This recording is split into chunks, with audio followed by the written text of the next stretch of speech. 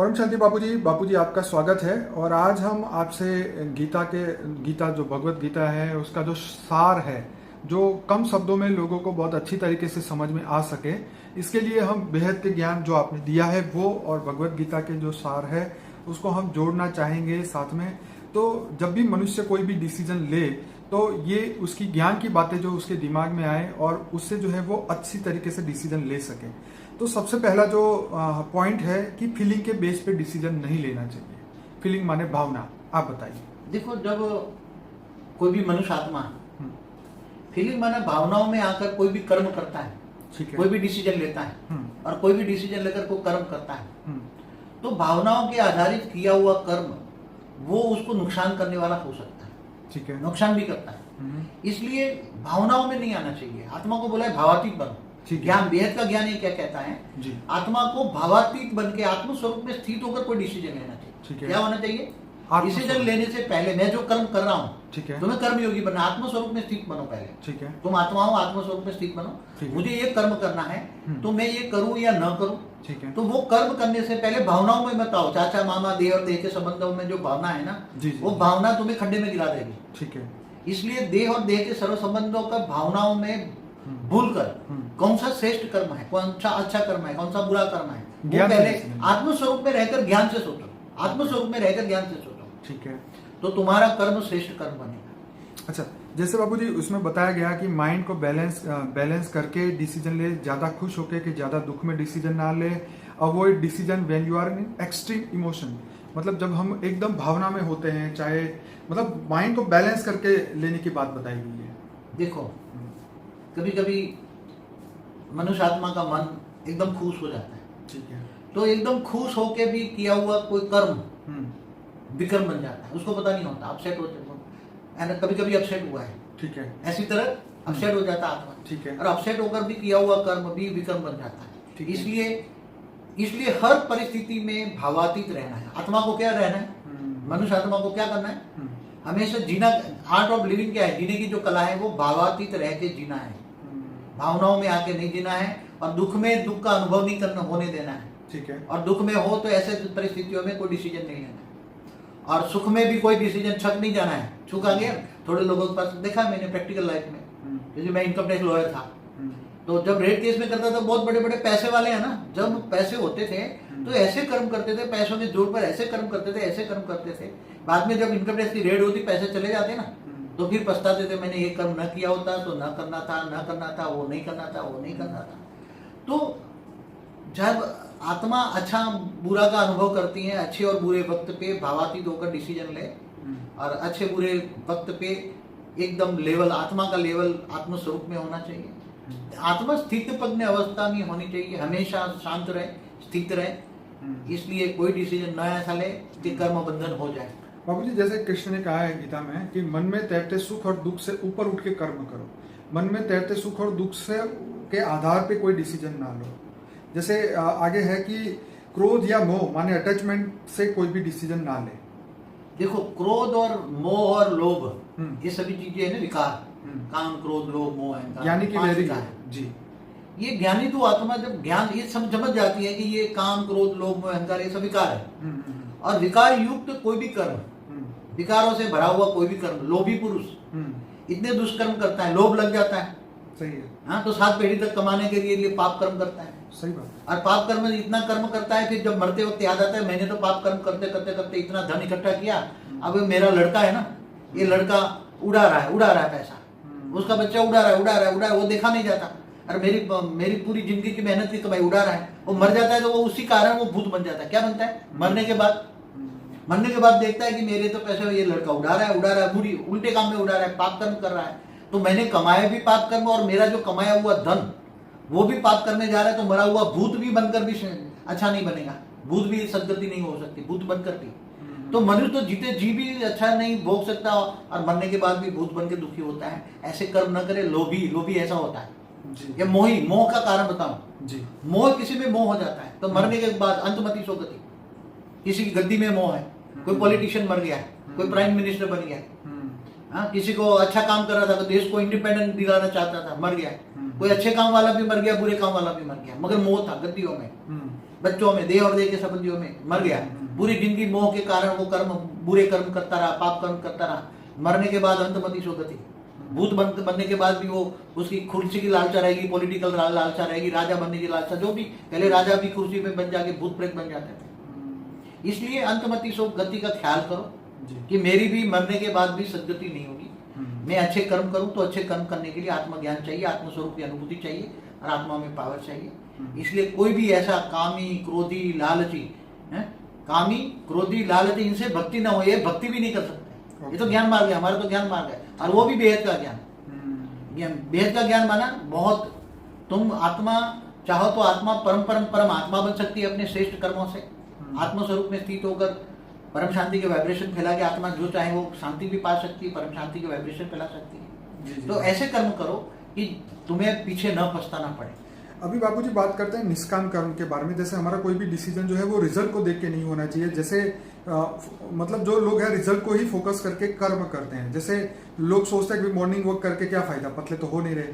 तो जब morning walk करते हैं तो उसको उसके बारे में कि मैं पतला होऊंगा कि नहीं होऊंगा, ये बात की बात है, लेकिन आपने वो डिसाइड करना है और उस पर काम करना है। उसका फल तो देखिए, फल तो किसी के हाथ में है नहीं। परमात्मा ने बोला फल तो मेरे हाथ में है, तो जब आना होगा आएगा, लेकिन हमें निष्काम कर्म करने हैं। आप बताइए। देखो, कर्म और निष्काम कर्म में जमीन आसमान का अंतर है। ठीक है। अब जब कोई सोचता है कि मुझे ये कर्म करूंगा तो ये फल मिलेगा, ठीक है। जैसे कोई सोचता है मैं डॉक्टर बन के बहुत बड़ा पैसा कमाऊंगा, मैं इंजीनियर बन के बहुत बड़ा पैसा कमाऊंगा, मैं पॉलिटिशियन बन के बहुत बड़ा पैसा कमाऊंगा, गद्दी हासिल करूंगा। ये सब ये इच्छा से क्रिएट किए हुए कर्म है। क्या है?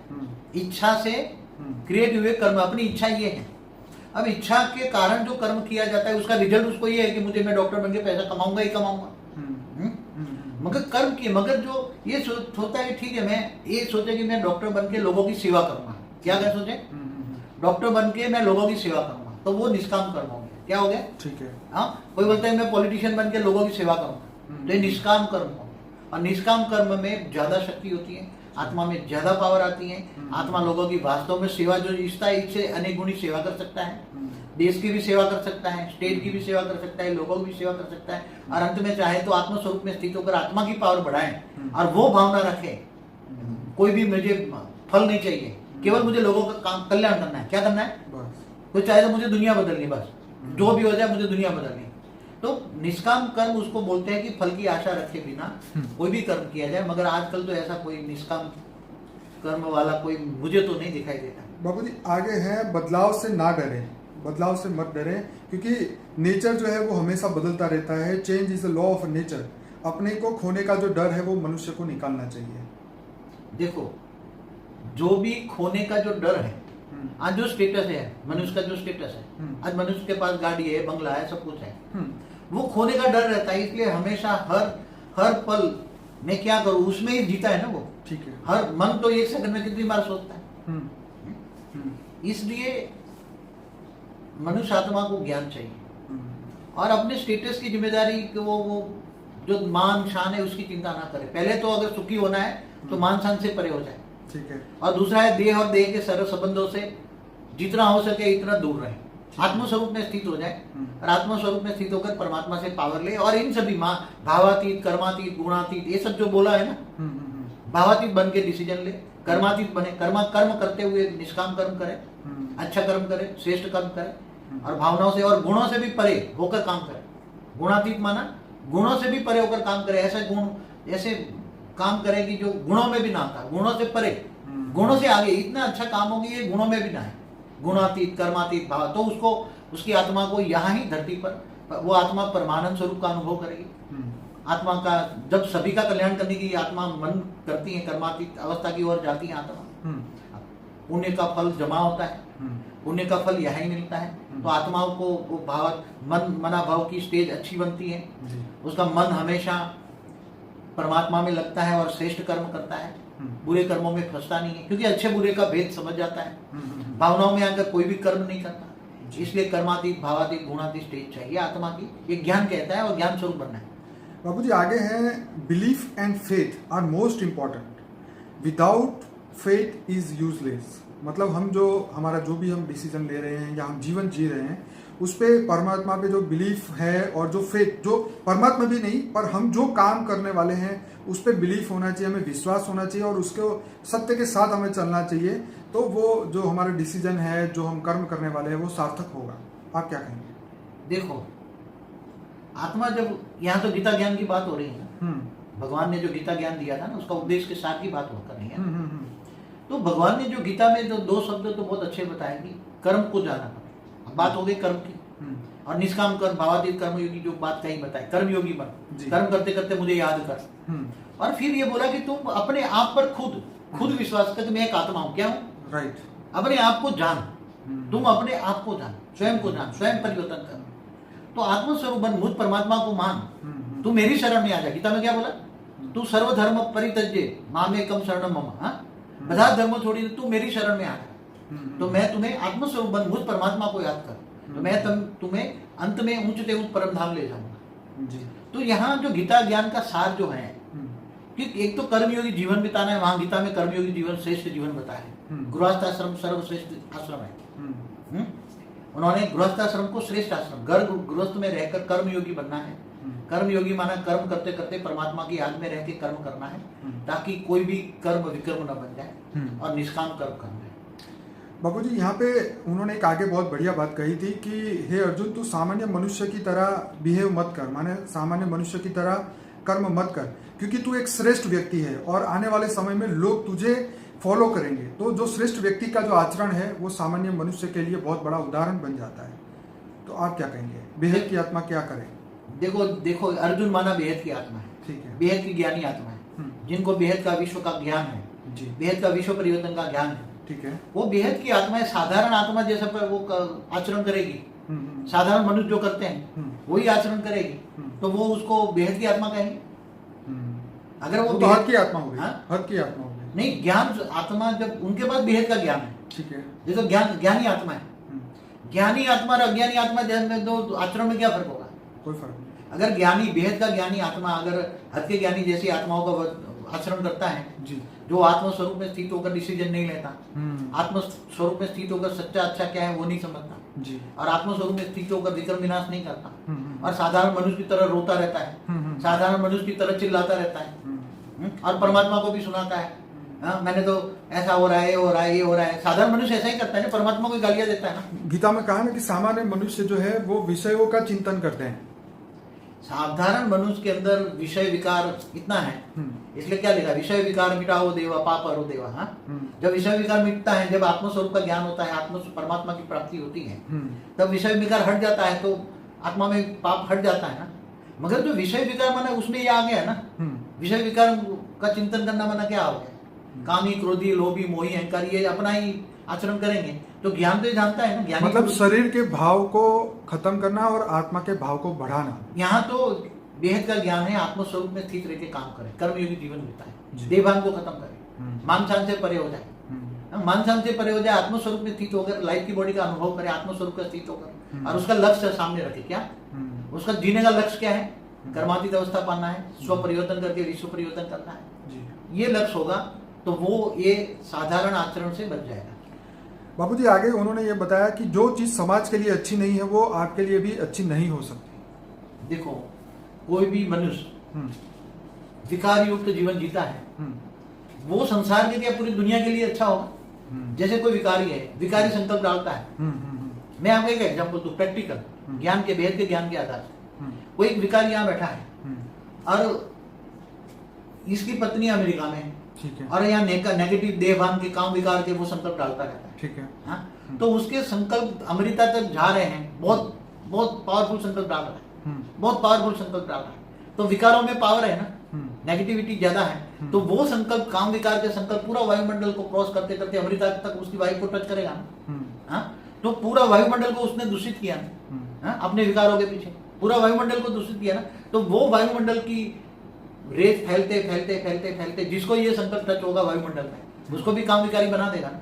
क्रोधी है तो आग में जलेगा, तो दूसरों को वायुमंडल में क्रोध फैल जाएगा। लोभी, मोही, जो भी वाइब्रेशन है विकारों को, तो विकार तो मनुष्य को खुद को भी जलाते हैं और सारे संसार को, वायुमंडल को खत्म करते हैं, वायुमंडल को खराब करते हैं। और वायुमंडल जब खराब होता है तो सारी सृष्टि खराब होती है। तो वायुमंडल दूषित होने का कारण, सृष्टि को दूषित होने का कारण क्या है?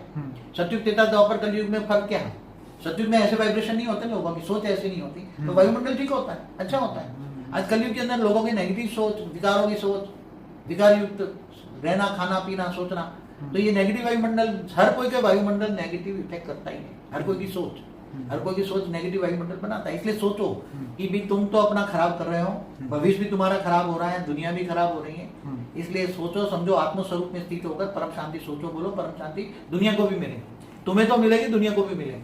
बाबू जी आगे है, परमात्मा पे विश्वास रखिए और उनको हमेशा थैंक्स कहते रहिए। ग्रेटिट्यूड परमात्मा के प्रति आपका होना चाहिए।